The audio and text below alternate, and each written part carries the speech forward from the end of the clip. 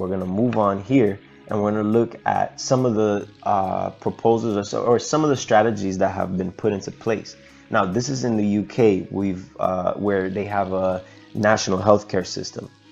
And so what they did is they did a study because they had poor quality healthcare, meaning that there was long wait times. And so in order to shorten the wait times, they decided to see how they can incentivize the doctors to improve the quality, because they found that patients wanted providers who provided greater health gains, right? It's not a I don't know that we needed a research study to conclude that, but anyways, it concluded it. And so what they did is they started incentivizing providers to increase their quality, or what they provided as medical delivery to be higher of quality, and it resulted in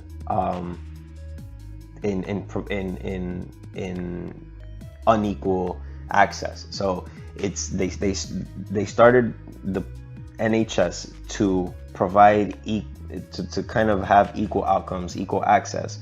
They found that trying to do that was unsustainable and actually provided poor quality care. So they tried to incentivize it by simulating competition, but that simulated competition actually returned them to the initial problem that they were trying to resolve. So it's very conflicting when you look at the research and the propositions and the strategies that have been taken place and have not resulted in what they thought it would.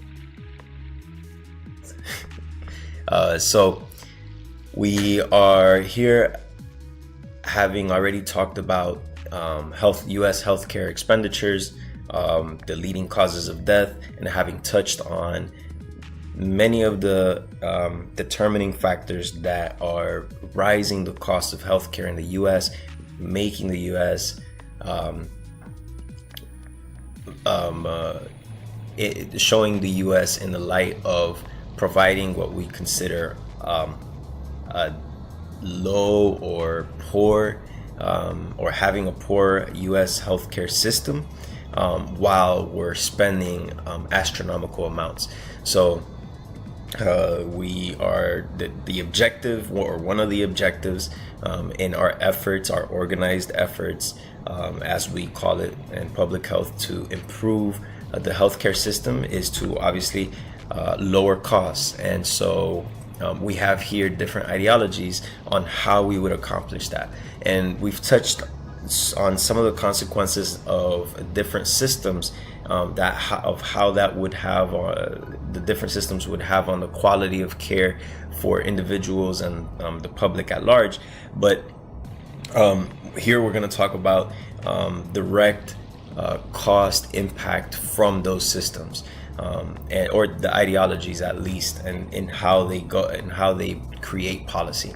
So obviously, making here a common sense statement.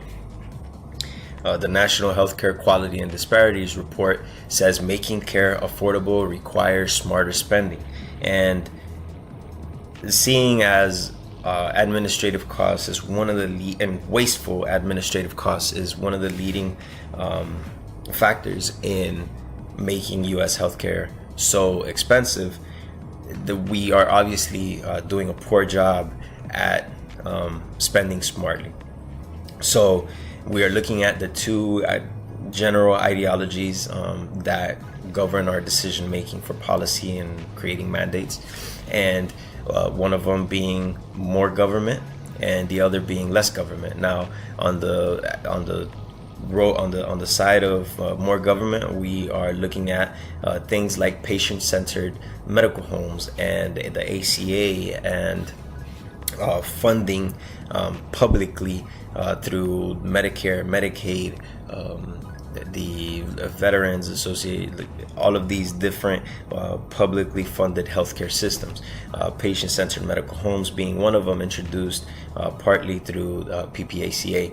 So when we afford everyone a patient-centered medical home, it's kind of guaranteed we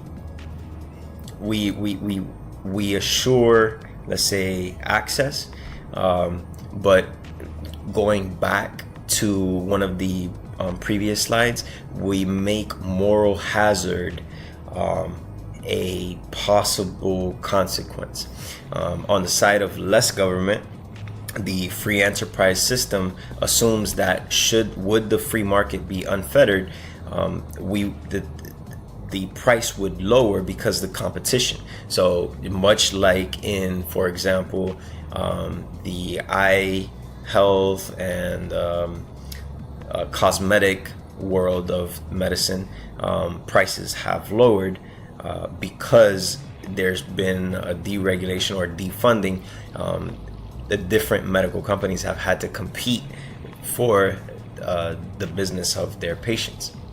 So both have strong arguments, but if the goal is to lower costs, definitely the bureaucratic systems don't have that as a priority, or it just wouldn't. They don't seem to be the most effective at doing that. So looking at an integrative way of looking at public health, or let's say rather what the Taoists would suggest in terms of policy,